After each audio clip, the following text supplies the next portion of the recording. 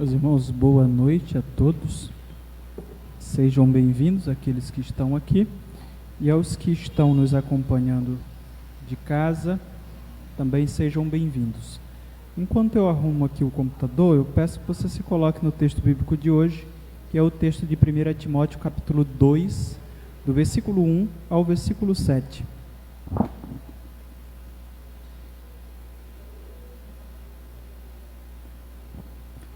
Primeira Timóteo, capítulo 2, do versículo 1 ao versículo 7. Eu peço que todos, de fato, mesmo em casa, mais uma vez, lembrando, se coloque no texto bíblico, para que você acompanhe a leitura da palavra do Senhor e fique acompanhando a exposição bíblica desta noite. O texto diz assim: antes de tudo, recomendo que se façam súplicas, orações, intercessões e ações de graças por todos os homens, pelos reis e por todos os que exercem autoridade, para que tenhamos uma vida tranquila e pacífica com toda piedade e dignidade. Isso é bom e agradável perante Deus, nosso Salvador, que deseja que todos os homens sejam salvos e cheguem ao conhecimento da verdade. Pois há um só Deus e um só mediador entre Deus e os homens, o homem Cristo Jesus, o qual se entregou a si mesmo como resgate por todos. Esse foi o testemunho dado em seu próprio tempo. Para isso fui designado pregador e apóstolo. Digo-lhes a verdade, não minto, mestre da verdadeira fé aos gentios. Oremos ao Senhor mais uma vez. Senhor nosso Deus, a Tua palavra está diante de nós, neste momento, para ser exposta, assim como esteve através das músicas que foram cantadas. Nós te pedimos que tudo aquilo que fizemos até agora e aquilo que ainda faremos nesta noite possa de fato agradar a Ti, e que possamos lembrar principalmente de que Tu exiges de nós um culto diário, não apenas um culto neste lugar, neste formato. Na verdade, aquilo que nós fazemos quando nos reunimos neste lugar é culto, mas um culto diferente. É um culto onde nós aprendemos, através do que cantamos, oramos e pregamos, a adorar a Ti em espírito e em verdade em nossos lares. Infelizmente, muitas vezes, esquecemos desse detalhe e acabamos por passar a semana toda e não conseguir Te adorar verdadeiramente. E, infelizmente, a única expressão de adoração que muitas pessoas têm feito é quando se reúnem em um local como este. E eu entendo que, se não houver uma adoração diária, se não houver a compreensão de que a vida toda é culto, o Senhor não aceita a expressão de adoração em um culto público. Nos ensine, Pai, porque muitas vezes nós somos tentados a viver uma vida de religiosidade semelhante ou pior do que os fariseus dos tempos de Jesus. Jesus Cristo respondeu para a mulher samaritana que não há lugar. Na verdade, o Senhor deseja que o adorador viva diariamente a sua vida de culto a Ti. Nós não podemos estar limitados apenas a este espaço, neste local. Eu te peço que a cada dia a Tua palavra nos mostre isso, para que assim nós possamos Te adorar verdadeiramente. Em nome de Jesus é o que eu te peço, te agradeço, amém. Meus irmãos, nós estamos fazendo a exposição de 1 Timóteo, terminamos na semana passada a exposição do capítulo 1, o capítulo 1, na verdade, nós tínhamos poucas ideias, mas tivemos que dividi-lo de uma forma mais abrangente, justamente para enfatizarmos alguns detalhes que não daria para fazermos de uma única vez ou de duas vezes. O capítulo 2 também você vai perceber que o capítulo 2 trata aí de um único assunto, só que a gente não tem como tratar o capítulo 2 de apenas uma vez, porque a gente vai perder alguns pontos que são, eu acredito que importantes. Mesmo dividindo de 2 vezes, eu entendo que não dá para a gente avaliar com profundidade aquilo que este capítulo nos traz, mas mesmo assim a gente vai fazer de 2 vezes. Na semana passada falamos sobre o chamado de Timóteo, onde Paulo destaca alguns fatos, e um desses fatos, ou fundamental, foi que o chamado de Timóteo era o fundamento principal para ele lutar as batalhas espirituais que estava enfrentando na igreja que o apóstolo Paulo lhe enviou para resolver os problemas. E aí fizemos um destaque também que, com base no seu chamado, Paulo diz: combata firmemente. E falamos para os irmãos que quando Paulo diz combata firmemente, ele estava se referindo à ideia de alguém que fazia parte de um exército e que recebeu uma ordem severa de que deveria combater.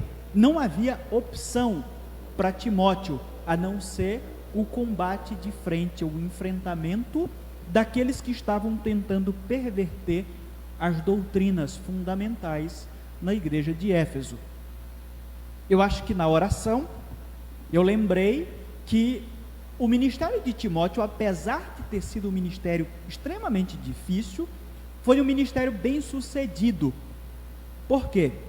A gente vai perceber que esse tempo aqui é por volta, diríamos assim, de 63 a 65, esse é o período em que Paulo escreve esta carta a Timóteo.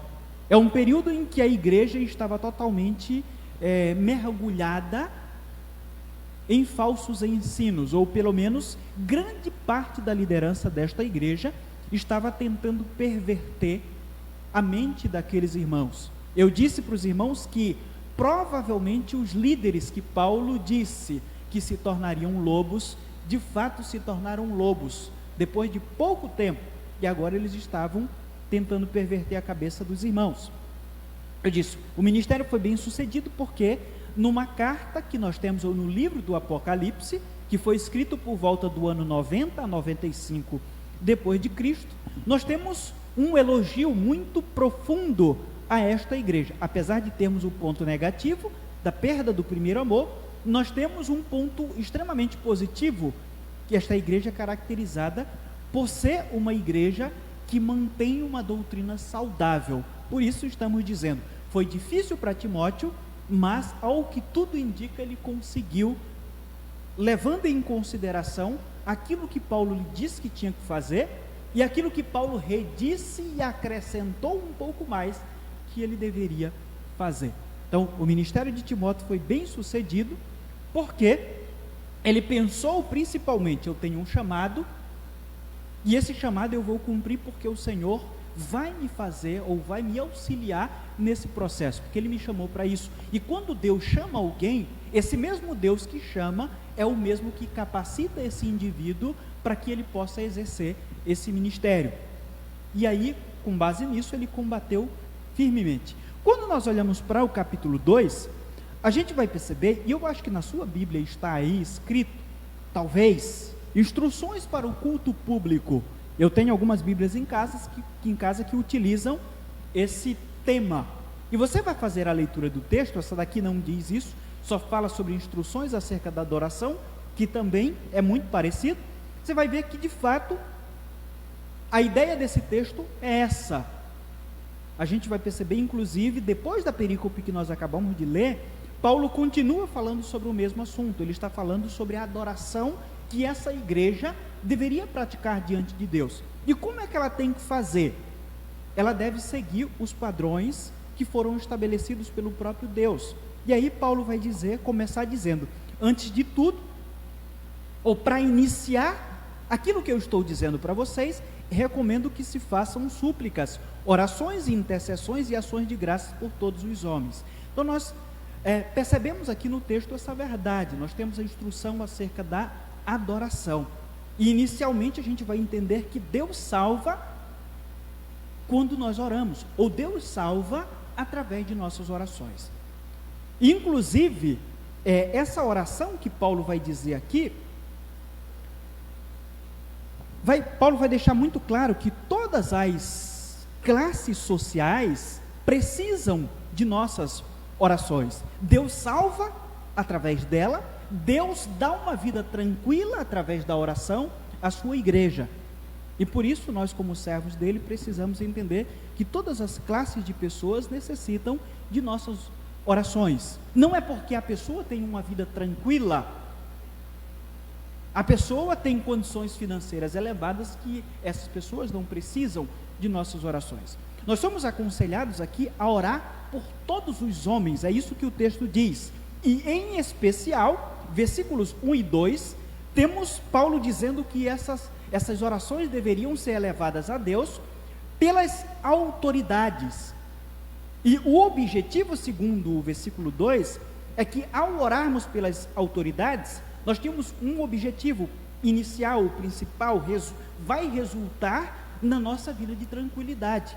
Paulo diz isso quando ele diz no versículo 2, pelos reis e por todos os que exercem autoridade, para que tenhamos uma vida tranquila e pacífica com toda a piedade e dignidade.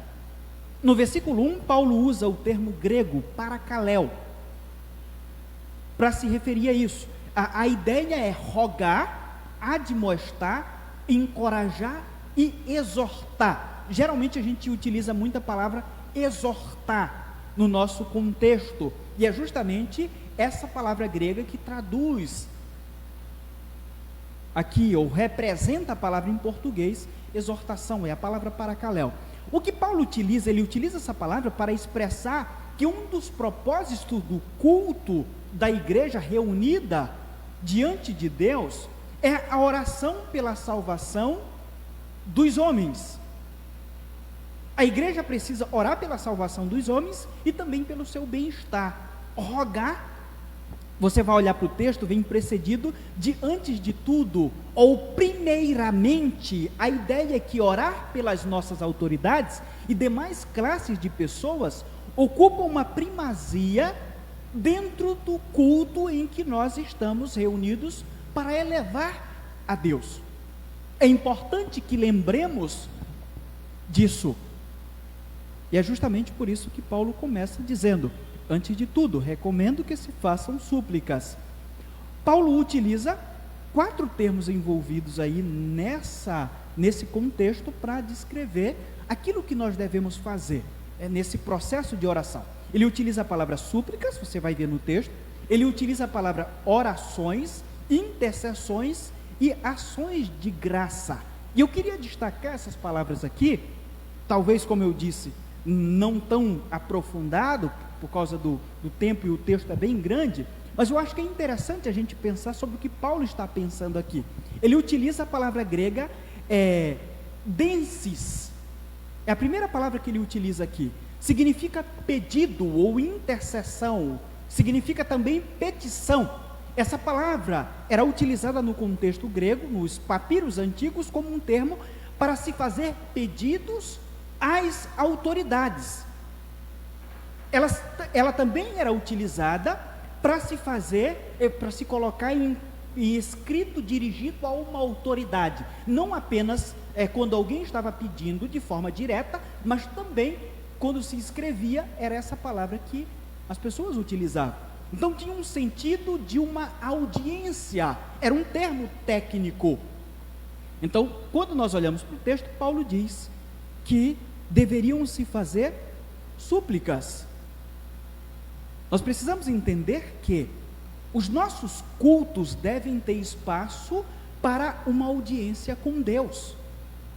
Às vezes nós praticamos ou saímos de casa e fazemos culto a Deus, ou pelo menos utilizamos esse termo, mas o culto que nós prestamos a Deus não é uma audiência com Deus.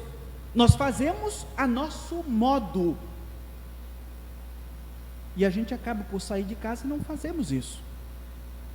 A ideia é que devemos marcar constantemente a audiência com Deus para intercedermos pelos nossos governantes, para que as nossas vidas desfrutem de paz, e também por aqueles que ainda não são salvos, porque vivem em uma vida de nuvem, de pecado ou de trevas. Essa ideia que se tem quando se utiliza essa palavra. Então, as nossas orações nós precisamos entender. Nós fazemos súplicas a Deus, mas o fato de nós estarmos nos aproximando de Deus através da oração, precisamos entender que aquele pelo qual nós nos colocamos diante dele é uma autoridade, e nós não somos autoridade. Então, a palavra súplica aqui tem essa ideia, esse sentido, de que nós estamos falando com alguém que é superior a nós, de que estamos pedindo uma audiência com alguém que está acima de nós, e não, como dizemos no Maranhão, ou pelo menos a minha mãe falava, não é o nosso parceiro que está do outro lado, não é alguém que eu utilizo os termos que eu quero, e falo o que eu quero, imploro aquilo que eu quero, e espero que a minha vontade seja feita, e não a dele. Então, quando Paulo utiliza essa palavra, ele está nos lembrando disso, que aquele que está do outro lado é uma autoridade, e nós não. Por isso nós precisamos pedir uma audiência com ele. Me chama a atenção o fato de que quando Paulo está escrevendo esse texto, Nero ainda era o imperador romano. Ele vai ficar no poder até o ano 68. E Paulo pede para que a igreja orasse pelos governantes, para que a igreja tivesse paz, mas também orasse pelos governantes, pela vida deles, num sentido geral. E me chama a atenção o fato, e eu cito Nero aqui, porque Nero foi o primeiro imperador que abertamente persegue a igreja. E eu sempre costumo dizer, o primeiro imperador que perseguiu a igreja, tentou massacrar a igreja, além de tudo, era homossexual. Foi o primeiro que casou publicamente. O homem era altamente depravado, e todas as vezes que eu falo sobre Nero neste púlpito, o ambiente não é propício para eu falar outras coisas que eu já li sobre ele, para descrever a sua personalidade diabólica. E aí Paulo vem e diz: orem pelas autoridades, orem pelos reis, orem pelo imperador que está tentando massacrar a igreja, que tem comportamentos de imoralidade totalmente perversos, mas orem por ele. E hoje, às vezes, só pelo fato do candidato que foi eleito não fazer parte da minha visão política, já é um motivo para eu odiá-lo e não orar por ele, ou talvez até orar para que o não dê certo. E aí nós temos aqui diante de nós Paulo dizendo: ore pelo governo mais perverso que existe na atualidade, orem por ele.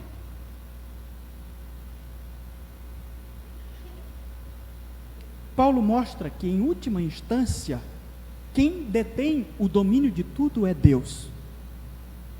Então, todas as vezes que nós pensarmos em um posicionamento político, ou até mesmo no próprio político, aquilo que ele está fazendo, a primeira coisa que precisamos fazer, segundo a palavra de Deus, é orar pelo miserável que está lá no poder.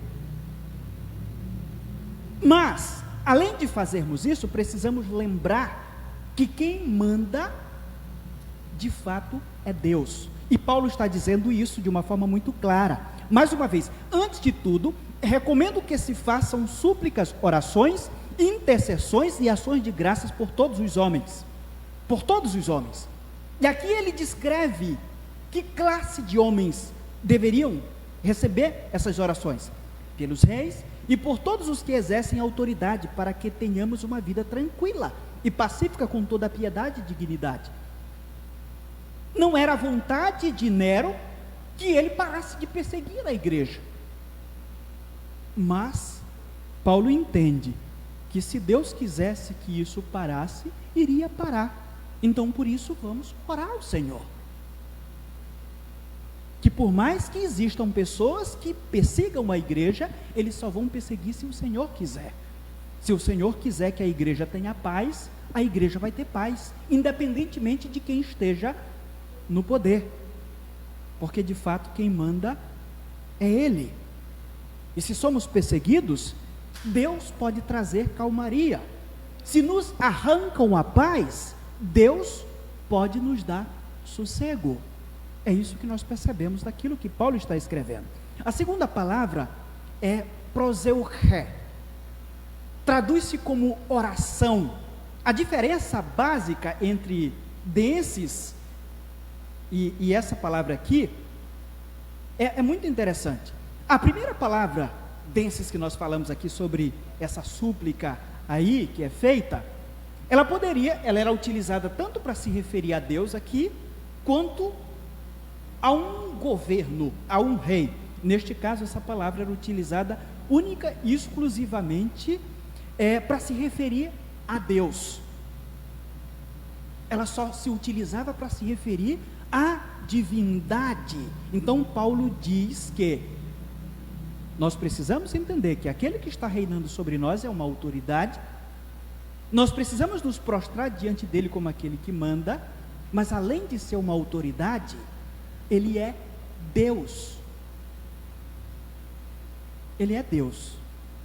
Então ele utiliza nesse processo uma palavra que é utilizada unicamente a uma divindade. Então faz-se oração a esse que é o único Deus. A terceira palavra que Paulo utiliza, que é a palavra petição, em teorris. Essa palavra é o substantivo do verbo, de um outro verbo, que é mais difícil de se pronunciar, mas é entughanem. Essa palavra que eu acabei de citar aqui é um teorquis, é o substantivo dessa outra palavra aqui. Ela é muito interessante dentro daquele contexto, inclusive comentaristas vão dizer que provavelmente é a palavra mais interessante que o apóstolo Paulo utiliza aqui. Originalmente esse verbo significava simplesmente encontrar-se ou estar de acordo com uma pessoa. Depois adquiriu um significado especial e técnico, significou entrar na presença de um rei e apresentar uma petição a esse rei. Então essa palavra adquiriu o significado técnico de uma petição apresentada perante um governador ou um rei. Então Paulo mais uma vez vai lembrar aqui para nós que aquele pelo qual nós estamos dirigindo as nossas orações de fato é maior do que nós. Ele está sentado em um trono de autoridade muito acima de nós, e ele utiliza palavras do cotidiano para poder fazer essa correlação. Provavelmente quando as pessoas ouviam essa palavra aqui, ou ouviram que Paulo estava utilizando essa palavra, eles pensaram justamente no imperador, que era a grande autoridade da época. Eles pensaram na figura do imperador como alguém que iria pedir ou se apresentar em uma audiência diante dele, precisava fazer pedido, precisava se humilhar. Mas quando Paulo utiliza essa palavra aqui, ele está de uma forma muito clara dizendo que Deus ainda está mais acima do que esse indivíduo. Então por isso nós precisamos entender que ele tem o controle da nossa paz. Não são os homens que têm o controle de nossa paz, é Deus. A quarta palavra é a palavra eucaristia ou eucaristel, que se traduz como ação de graças, ou seu significado é a parte integral da oração, agradecer. Então, além de Paulo estar dizendo aqui, ele utiliza palavras, nós vamos nos prostrar ou nos colocar diante de Deus como uma autoridade que está acima de nós, não apenas como uma autoridade, nós vamos nos colocar como Deus mesmo. Ele utiliza a palavra exclusivamente para Deus, e ele também nos lembra que quando nós fazemos uma oração, não podemos fazer apenas petições. nós precisamos entender que um dos fatos, um dos pilares de uma oração que é feita a Deus, é o agradecimento por aquilo que Deus é, por aquilo que Ele tem feito em nossas vidas e através de nossas vidas. Eu acho que é interessante a gente pedir, inclusive eu sou um firme defensor de que nas orações nós precisamos pedir, porque o simples fato de nós estarmos pedindo alguma coisa para Deus, estamos praticando aquilo que Jesus Cristo nos incentivou, pedir. E quando nós estamos pedindo, nós estamos dizendo que Ele é o nosso Pai. Nós estamos colocando um pedido diante dEle, porque entendemos que só Ele pode nos conceder aquilo. Então isso o engrandece, mas também não podemos levar uma vida apenas de pedidos. As nossas orações precisam conter ação de graças. Essa é uma parte integral da oração. E nós deveríamos todos os dias parar e pensar, olhar para os detalhes de nossas vidas, aquilo que tem acontecido, e colocar isso diante de Deus como agradecimento. Às vezes a gente até agradece, mas agradece de uma forma muito geral. E todas as vezes que eu me lembro disso, eu me lembro de duas coisas. A primeira é que eu já ouvi alguém dizendo assim: olha, eu não oro muito. E eu fiquei imaginando, eu não disse nada para essa pessoa, eu fiquei imaginando o seguinte: a oração desse irmão que está dizendo aí, que não ora muito, ou as minhas orações não são longas, é porque essa pessoa geralmente ora de forma geral. Por exemplo, Senhor, abençoe a tua igreja. E com isso essa pessoa está dizendo: abençoe os bilhões de cristãos que tem por aí. Mas não é específico por dizer: Senhor, além de tu abençoar a tua igreja, de eu te pedir que tu faças isso, abençoe aquele irmão lá da igreja, que compartilhou comigo aquele problema que ele está enfrentando, e se dedicar nisso para colocar diante de Deus. O agradecimento também é dessa forma. Às vezes a gente diz em palavras: Senhor, eu te agradeço, mas a gente não para pensar um pouquinho e dizer: Senhor, eu te agradeço especificamente por causa disso, e disso, e disso, e disso. Então, a oração, ou um dos pilares da oração, é a ação de graça, a eucaristel, a eucaristia, conforme a Igreja Católica utiliza. Paulo diz que esse bem-estar operado por Deus nos faz viver em piedade ou devoção religiosa. A palavra aí é eusebeia. Eu já citei aqui essa palavra algumas vezes. Na sua Bíblia, provavelmente, a palavra está traduzida como piedade. A palavra piedade, no nosso português, que vem do latim, ela é mais correlacionada com a ideia de misericórdia, de compaixão. Mas o termo eusebeia em grego não tem esse significado. O eusebeia está falando sobre uma devoção religiosa que alguém tem, uma devoção que está além de uma pessoa comum. A ideia é que deveríamos nutrir, ou que aquilo que Deus faz como resultado de nossas orações, nutrem em nós uma devoção profunda para com Deus, após nós conhecermos esse Deus, através de um verdadeiro comportamento religioso. Então, eusebeia, ou piedade, inclusive eu peço que você anote essa palavra aí, tá? Para que todas as vezes que você olhar ela em Paulo, ela não tenha a ideia de compaixão ou de misericórdia, se refere a todo comportamento religioso que agrada a Deus. Eusebeia, para os gregos, era aquilo que Xenofontes descreve acerca de Sócrates, nos seguintes termos, só para você entender. Literalmente ele diz: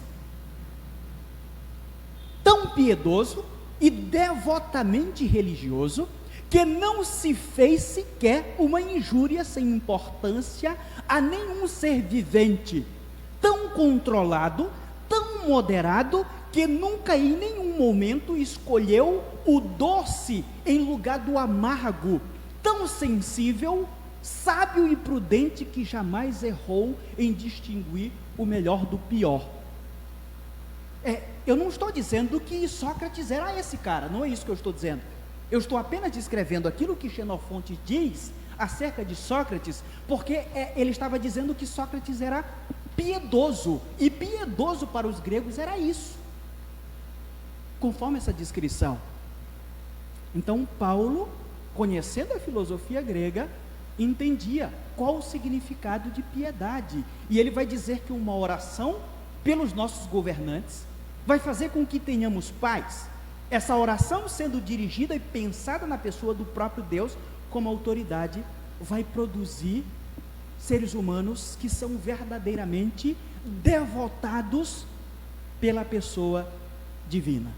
O segundo resultado da paz que Deus nos traz é seminotez, que é a palavra que Paulo utiliza, reverência, dignidade, probidade, honestidade.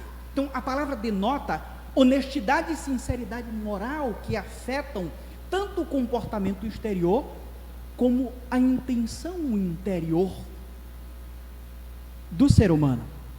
Então, uma vida de verdadeira devoção pessoal, no sentido de oração para com Deus, produz homens religiosos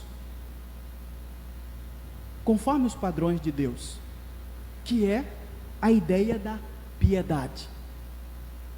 Orações feitas da forma como Deus quer, Ele sendo colocado na posição que Ele tem que estar, e nós na nossa, produz homens com honestidade, sinceridade moral, e isso é visto tanto no nosso interior quanto no nosso exterior.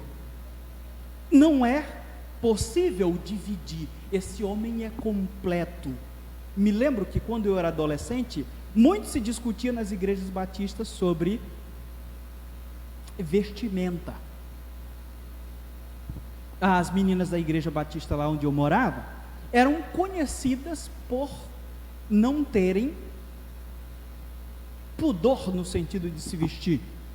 Muitas delas vestiam saias curtas ou shorts, e existia uma briga muito grande entre assembleianos e batistas lá, as duas maiores igrejas. E o meu pastor era muito tranquilo quanto a essa questão, e certa vez me chamou a atenção dele falar sobre isso, e falou principalmente sobre a habitação do Espírito Santo de Deus. Aquilo que Deus faz por meio do seu Espírito na vida do ser humano é algo fantástico, é algo sobrenatural, vai mudar todo o seu comportamento, o homem como um todo. E um desses fatos que o Espírito faz é justamente a mudança no pudor do ser humano. Aquele que de fato conhece ao Senhor não vai pensar o seguinte: eu vou me portar do jeito que eu quero, porque o que importa, as meninas diziam, é o meu coração. Não é bem assim. Aquilo que acontece no meu coração transborda no ambiente em que eu estou vivendo. E Paulo vai dizer que essa vida de verdadeira oração diante de Deus produz seres humanos que têm aparência de piedade ou de verdadeiramente religiosos, e que têm uma dignidade moral, uma honestidade, uma probidade, sinceridade, que é vista por todos, tanto na sua forma exterior quanto na interior. Não há diferença. Versículo 13, o verso 4, Paulo vai dizer que o Evangelho não está limitado apenas a um grupo, o Evangelho é para todos. E aí ele utiliza a palavra pantos. A palavra todos é pantos, e aparece na Bíblia inúmeras vezes, e em boa parte delas o sentido é hiperbólico. Eu queria dar uma paradinha aqui também para a gente avaliar essa palavra. Por exemplo, antes de entendermos a palavra pantos dentro desse contexto todos, nós precisamos analisar o contexto do Novo Testamento como um todo, em que ela é utilizada, para não cometermos nenhum erro de interpretação bíblica. Em Mateus capítulo 10, versículo 22, diz assim: sereis odiados por todos por causa do meu nome. Então a palavra está lá. De madrugada voltou novamente para o templo, e todo o povo ia ter com ele, e assentando-os ensinava. Isso está em João capítulo 8, versículo 2. Há outras passagens que a palavra todos aparece também no Novo Testamento. Nesta passagem em particular, precisamos considerar alguns fatos antes de concluirmos o sentido que Paulo está usando ela aqui. O exemplo: sereis odiados por todos por causa do meu nome. Todas as pessoas de fato nos odeiam por causa de Jesus? A conclusão nossa, clara, é não. Então ela não está se referindo a todas as pessoas num sentido completo. De madrugada voltou novamente para o templo, e todo o povo ia ter com ele. Todo o povo de Jerusalém ia com Jesus? Não, era uma grande quantidade de pessoas. É isso que a palavra pantos é utilizada aqui. O versículo 1 do nosso texto em questão inicia falando que todos os crentes deveriam orar por todos os homens. É isso que está lá. Nós somos capazes de orar por todos os homens, já que não conhecemos todas as pessoas? Além disso, não teríamos tempo. Vocês já imaginaram se hoje eu fosse orar pelos 7 bilhões de pessoas que existem, me desse uma lista e eu fosse orar por essas pessoas? Não seria possível? O versículo 2 esclarece melhor ainda esse assunto. Eu só quero que nós possamos entender a palavra de Deus, porque Paulo destaca que os reis deveriam estar inclusos nessa oração. Diante disso, só podemos concluir que todos, segundo esse texto, significa as mais variadas classes de pessoas. E aí Paulo vai citar rico, pobre,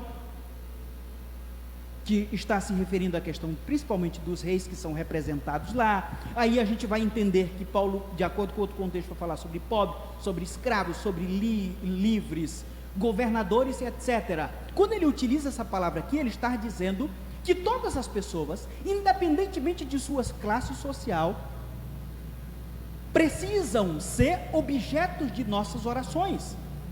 Eu não posso simplesmente deixar de orar por uma pessoa por causa da cor da pele dela, ou por causa da posição social que essa pessoa tem.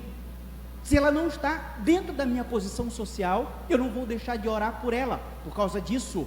Se ela está acima ou embaixo, essa pessoa precisa ser objeto de nossas orações. É provável que alguns irmãos naquela época pensassem assim: eu não vou orar por Nero, eu não vou orar pelos ricos opressores da sociedade romana. E Paulo vai dizer: não é bem assim. Nós precisamos orar por todas as pessoas. Todos os indivíduos precisam, independentemente da classe social que estão, precisam ser objetos de nossas orações. Os versículos 2 e 3 dizem que, como fruto dessas orações, teremos uma vida tranquila, porque isso é agradável a Deus. Deus gosta que a nossa vida seja tranquila. Eu já disse para os irmãos aqui: Deus não está feliz com o sofrimento que a humanidade tem tido ao longo de sua jornada aqui na Terra.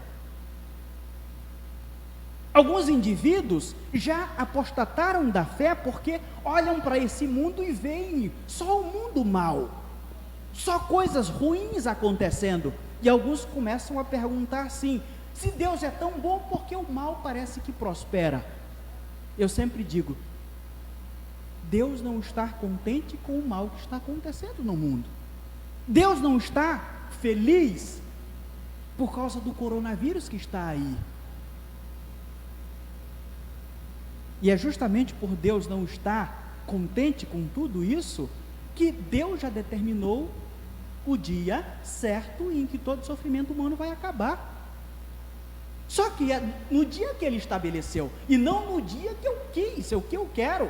Eu não posso simplesmente dizer: Senhor, eu estou aqui diante de Ti, e eu quero, olha, hoje, 8 horas da noite, daqui com 33 minutos, conforme meu relógio aqui, eu quero que todo o meu sofrimento acabe. Não funciona desse jeito. Agora, como cristão, eu preciso entender, Deus quer, e Paulo deixa muito claro, que Deus quer que nós vivamos em paz. Esse é o desejo de Deus, e é por isso que a Bíblia diz que vai chegar um dia em que Ele vai limpar dos nossos olhos todas as lágrimas que já foram derramadas. Olhando todos esses fatos esclarecidos pelo contexto, concluímos aí que que o desejo de Deus é que todos sejam salvos, que todos sejam salvos se refere a todas as classes de pessoas, e não todos os homens, literalmente. Embora eu sei que algumas pessoas comecem a dizer, não, esse cara é calvinista porque ele está dizendo isso, porque há uma briga quanto à questão do texto aqui. Os arminianos dizem, está aqui, o texto está dizendo, todo mundo vai ser salvo, todo mundo, Deus deseja que todos sejam salvos, e aqui está o texto. E aí os calvinistas vão por outro lado. Nós não estamos fazendo, ou não estamos entrando nessa briga. O que nós queremos entender é o que a palavra todo significa neste texto, e no contexto geral. A palavra todo se refere a todas as pessoas, independentemente da classe social que essa pessoa esteja. Se Deus desejasse que todos os homens fossem salvos e eles não fossem, a sua vontade então seria frustrada, porque a sua vontade não é feita. E quando nós olhamos para Jó 42, versículo 2, lá está escrito, eu sei que tudo podes e nenhum dos teus planos podem ser frustrados. Quem escreveu a Bíblia foi o Espírito Santo, e o Espírito Santo não se contradiz. Quando Deus disse, Jonas, vai lá, e Jonas não foi, Deus foi lá no barco, meteu o pé na porta e disse, tu vai, moleque, e ele foi.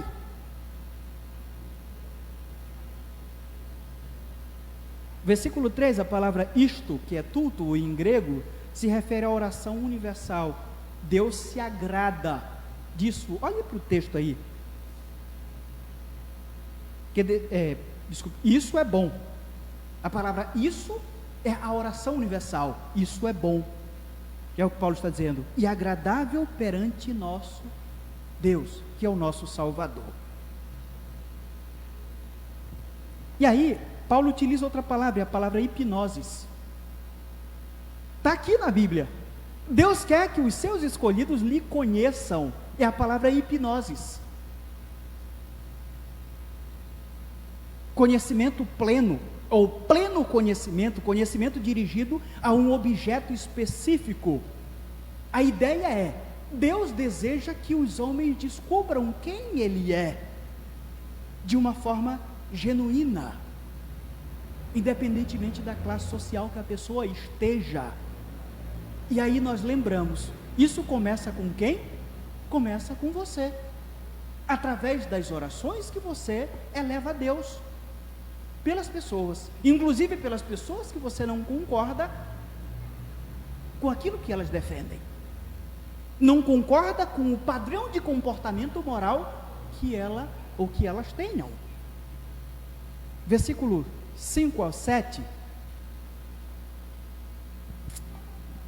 Deus salva através de nossas orações por meio de um Cristo suficiente.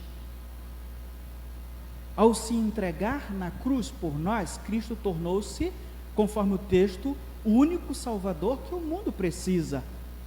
E essa deve ser a nossa mensagem. E vocês devem lembrar, até mesmo que a gente acabou de falar das discussões do capítulo 1, que encerramos na semana passada. A lei estava sendo interpretada erroneamente, nós falamos sobre isso lá, e apenas Cristo, Paulo vai defender, poderia ou pode fazer aquilo que a lei não pode, ou aquilo que a lei só nos mostra que somos, mas não pode fazer por nós. E aí Paulo vai dizer que há um só Deus. Essa era a mensagem do Antigo Testamento, que foi descumprida por Israel, quando juntou para si e adorou toda sorte de ídolos. E aí Paulo vai lembrar, mais uma vez, há um só Deus. A lei não foi capaz de fazer com que os homens adorassem o único Deus verdadeiro, mas Cristo pode fazer isso. A mensagem entregue e descumprida por Israel, Paulo vai deixar muito claro, deve ser a nossa mensagem. Não há outro Deus. Aqueles irmãos deveriam lembrar disso. A mensagem do Novo Testamento é que há também um só mediador.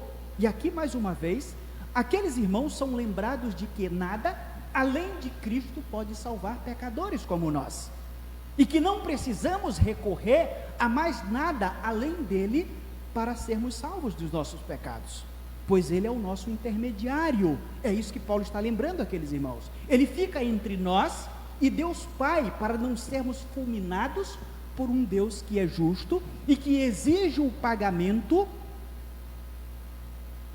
pelo que o homem faz de pecado. E aí Paulo utiliza a palavra antilitron, que é a palavra resgate. Essa palavra era utilizada para se referir ao preço pago pela libertação de um escravo. Isso mesmo.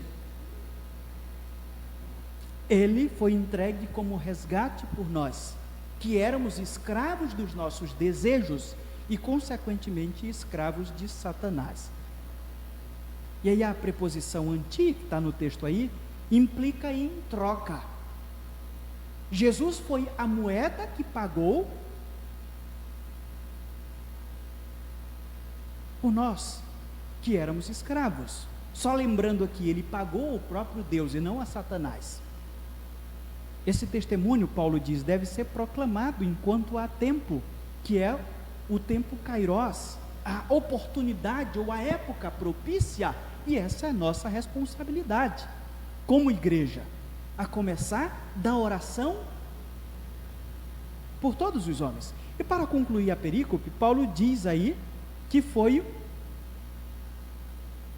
alguém, ele utiliza um termo interessante, que é a palavra etethen, que é, ele foi colocado ou apontado ou comissionado para fazer aquilo que deveria ser feito, para proclamar como um arauto ou um pregador essa mensagem de que Deus salva o homem, independentemente da classe social, independentemente da posição política. Deus salva o homem através de seu Filho, pagando um resgate, e nós precisamos o tempo todo orar por isso. E além disso, ele tem levantado pessoas, assim como levantou o apóstolo Paulo, para serem arauto dessa mensagem. Deus faz tudo. Ele faz tudo por nós. E aí, mais uma vez, eu quero lembrar, porque ele utiliza a palavra que ele foi colocado, apontado, apontar o dedo para ele, comissionado para isso, como um arauto. E aí a gente já falou aqui sobre arauto, mas vamos repetir. O arauto era alguém que tinha importantes notícias a oferecer, anunciava com frequência, eu diria que evento atlético. Então o arauto é que ia fazer esse anúncio. Ele anunciava também festivais religiosos que iriam acontecer. Era também uma espécie de mensageiro político, que geralmente é a figura que nós apresentamos, portador de notícias ou ordens da corte de um rei. A sua voz tinha que ser forte. Provavelmente eu não seria um bom candidato para esse negócio. A sua voz, além de ser forte, tinha que ser bem audível, para que as pessoas ouvissem claramente aquilo que foi enviado como mensagem. E eu já falei aqui também que esse homem não precisava discutir a mensagem, apenas proclamar. O fato mais importante sobre o arauto era a fidelidade em proclamar a mensagem como lhe foi repassada. Ele não poderia modificá-la em nada. Então, Paulo, mais uma vez, Deus salva através de nossas orações, por meio de um Cristo suficiente. Esse Cristo, além de ter sido o resgate desses homens, esse mesmo Cristo tem apontado para pessoas e tem dito: você vai ser um mensageiro daquilo que eu fiz. Você é o responsável por dizer ao mundo que só há um Deus e só há um mediador. E eu queria que você pensasse, qual o seu papel diante de tudo isso? Mais uma vez, nós somos chamados a orar pela salvação desse mundo que está se perdendo em pecado. Foi nos dito nesse texto que, independentemente da classe social, as pessoas podem ser objeto de salvação do Senhor. Mas para que essas pessoas sejam objetos de salvação do Senhor, elas precisam reconhecer que Deus é único e que só há um mediador, e que esse mediador foi pago como resgate. E nós precisamos o tempo todo proclamar essa mensagem. Às vezes alguns receberam a responsabilidade de orar mais por isso, e outros de anunciar. Mas eu acredito que, no geral, todos nós temos a responsabilidade de pregar essa mensagem àqueles que têm se chegado a nós. Primeiramente orando para que Deus amoleça os seus corações, e depois enfiar-lhe uma faca de salvação para que esse homem reconheça que Deus é único e que Cristo é o único Salvador. Baixe sua cabeça, vamos orar ao Senhor. Senhor nosso Deus, nós agradecemos a Ti por Tua palavra mais uma vez exposta. De forma limitada entendemos, porque nos falta um aprofundamento ainda maior daquilo que esse texto nos diz. Se nós fôssemos avaliar todas as palavrinhas que estão aqui diante de nós, faltaria tempo para expor. A Tua palavra é rica, Senhor, e nós, por mais que meditemos tão profundamente nela, nunca iremos prescrutar tudo aquilo que ela diz em sua totalidade. Não dá para sondar tudo, mas por um ato de graça e misericórdia, o Senhor tem nos ensinado por meio dela, e tem nos feito entender aquilo que nós necessitamos para sermos salvos e para vivermos no mundo como salvos. Eu te peço que abençoe os teus servos que aqui estão, e aqueles que estão em casa, que a cada dia entendam que há um poder tremendo nessa palavrinha chamada oração. Mas o poder é do Senhor e não nosso. Muitos acham que o poder é deles porque oram, mas na verdade a oração é uma forma de nós reconhecermos que não somos nada e que só o Senhor pode fazer algo por nós. É o Senhor que age e não nós. Eu te peço que nos ajude a cada dia a vencermos os limites, porque eu já disse aqui também, é mais fácil falar de oração do que orar. Parece que a nossa natureza é contra a oração. Essa tem sido uma das grandes dificuldades dos teus filhos ao longo da história. E eu te peço que nos desperte para esse fato, porque há um poder tremendo na oração, como bem diz a tua palavra. É o que eu te peço, em nome de Jesus eu te agradeço, amém. Meus irmãos, nós olha só,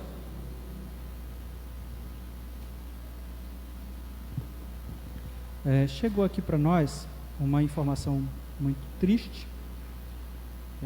Os irmãos já estavam acompanhando algumas notícias acerca do pastor Lucas, que estava com Covid, e o seu filho também e a sua esposa havia sido entubada, e a gente estava em oração por eles, mas aí chegou a notícia de que a esposa dele, a irmã Humberta, faleceu, e aí nós estaremos orando mais uma vez ao Senhor pelos dois irmãos que estão sofrendo esse momento de perda, e aí nós precisamos colocá-los nas mãos do Senhor neste momento. E como eu sempre tenho dito, tenho meditado nesse período de pandemia, para que a certeza do reencontro seja usada por Deus para curar o coração que está neste momento doente, de tristeza. E aí eu peço que os irmãos se coloquem em pé, para que possamos orar ao Senhor. Além dessa notícia aqui, nós temos uma notícia boa. É o André Galúcio, que foi pastor batista, estava com Covid também, ele e a sua esposa e o seu filho, inclusive ele estava internado, e ele já saiu. Ele era de risco, do grupo de risco, mas graças a Deus passou por esse momento. Nós também temos uma pessoa que frequenta aqui a igreja, que está em casa, tá? Ontem eu conversei com essa pessoa, não é membro da igreja, mas está frequentando a igreja, no futuro vai se tornar membro da igreja. E essa pessoa também está com Covid, está tendo alguns sintomas bem difíceis. Eu acho que ele está assistindo agora, eu não sei se eu deveria falar o nome dele, mas eu vou falar, e se ele quiser brigar comigo, depois ele manda mensagem. É o irmão Warley. Ele geralmente senta ali perto de onde o irmão Sérgio está. Ontem ele estava no 6º dia, então ele está num período de sintoma bem difícil. A irmã Leia, a irmã tá, e o Diego também, o Alan. Então eu vou orar por essas pessoas agora, espero lembrar de todos aqui neste momento. Oremos ao Senhor. Pai, se fosse uma pessoa normal ou um ser humano, iria responder agora de novo, mais pedido. Na verdade, nós como seres humanos, nos incomodamos quando as pessoas nos pedem tanto. Esse é um ser humano, mas nós entendemos que tu não és assim, e por isso, mais uma vez, nós estamos aqui de cabeça baixa diante de ti, porque entendemos que não temos a quem recorrer além de ti.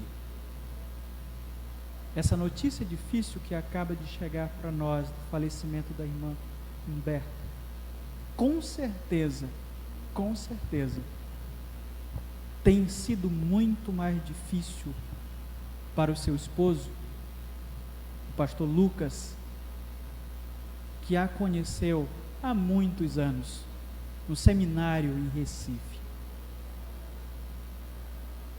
Eu não tenho como imaginar o sentimento de tristeza que neste momento está no coração do teu servo, e também do seu filho, que perde a sua mãe, que pelo curso natural da vida ainda tinha muitos anos pela frente. Mas, Pai, nós entendemos que em última instância não é o vírus que está matando. O vírus não teria esse poder se o Senhor não permitisse que tivesse. Esse mundo não está desgovernado. É frequente a gente ouvir que o Brasil tem um desgoverno. Pode ser, de acordo com a posição política da pessoa, pode ser. Nós não iremos discutir sobre isso. Mas em última instância, esse mundo permanece com o governo do Senhor. Tudo o que está acontecendo está dentro do cronograma do Senhor. E eu te peço que as nossas posições humanas não nos façam esquecer disso. Porque pensar humanamente, carnalmente, prejudica a nossa fé. Nós entendemos que a tua serva, neste momento, já desfruta das delícias celestiais. Nós já pregamos aqui que a morte, que um dia foi a nossa inimiga, hoje, depois que Cristo Jesus morreu na cruz do Calvário, a morte é uma aliada. Porque quando experimentamos a morte, em poucos segundos, já estamos desfrutando das delícias da vida, que a morte não terá mais poder, e nem o inferno que ainda nos persegue neste mundo. Eu te peço que o teu servo, que neste momento está triste, o pastor Lucas como esposo, e o teu servo, o seu filho Lucas Júnior, que está triste como filho, que sejam agraciados por essa lembrança, que sejam banhados por essa lembrança, a lembrança que o teu servo com certeza vai ter porque te serve, tem meditado na tua palavra ao longo de sua vida. Eu te peço mais uma vez que a certeza do reencontro venha auxiliá-lo ou auxiliá-los na cura nesse momento tão difícil. Eu quero te pedir ainda pela saúde deles, que continue o Senhor no controle, recuperando a saúde física dos teus servos que também foram afetados por essa doença. Eu quero te pedir também, Pai, pelo Arley, que está num momento difícil, onde os sintomas estão bem fortes. Eu te peço que esse teu filho tenha resistência física, que independentemente dos remédios que podem ou que estão sendo medicados, o Senhor haja em sua vida, recuperando a sua saúde, e que brevemente ele possa também dizer que venceu essa doença, e que tu continue abençoando o seu lar. Eu não sei como estão os seus filhos e a sua esposa, mas eu te peço por todos os que ali estão, para que todos estejam desfrutando da tua proteção e graça, que em nenhum momento eles esqueçam de que o último fôlego de vida só virá se o Senhor assim permitir. Eu quero te pedir também pela irmã Leia, que também está passando por esse momento difícil. Te peço também, Pai, que a sua fé continue firme. Te peço que a sua saúde física também continue firme para resistir nesse momento difícil. Nós sabemos que, eu sempre também tenho dito aqui, que tu podes usar os seres humanos como instrumento em tuas mãos para serem guiados através de um remédio, através da cura, através de um remédio. E por isso nós queremos, Pai, colocar essa ideia, esse sentimento diante de Ti, para que o Senhor, neste momento, utilize pessoas através de um ato providencial. Nós sabemos que quando há chances humanas, Tu sempre tem usado a providência. Levanta pessoas, levanta médicos para receitar os remédios. E nós te pedimos que Tu estejas fazendo isso na vida da irmã Leia e do seu filho que se encontra internado. Mas, Pai, por todos esses irmãos que nós acabamos de citar neste momento, se algum deles, seja a irmã Leia, o seu filho, o irmão Warley, qualquer um deles, passar dos limites humanos, passar dos limites onde o Senhor pode operar através da providência, nós sabemos que em última instância o Senhor usa milagres. Quando o ser humano não pode mais fazer nada, o Senhor diz que pode, e pode através de milagres, que é um poder sobrenatural que a Tua palavra inclusive nem sabe descrever, ou pelo menos os homens não souberam, perdoe-me, Senhor, explicar por meio de uma única palavra, que é a palavra dinamis, que é poder.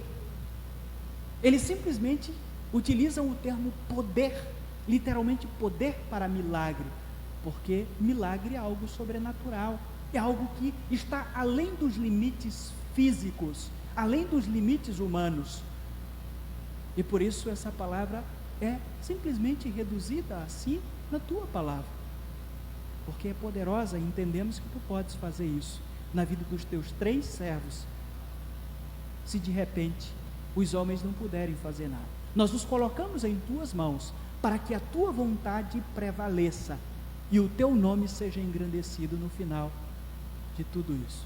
Nós não sabemos, Pai, se alguns dos Teus servos que também frequentam, que são membros desta igreja, estão passando por momentos assim, mas se outros estiverem, que o Senhor faça a mesma coisa em suas vidas.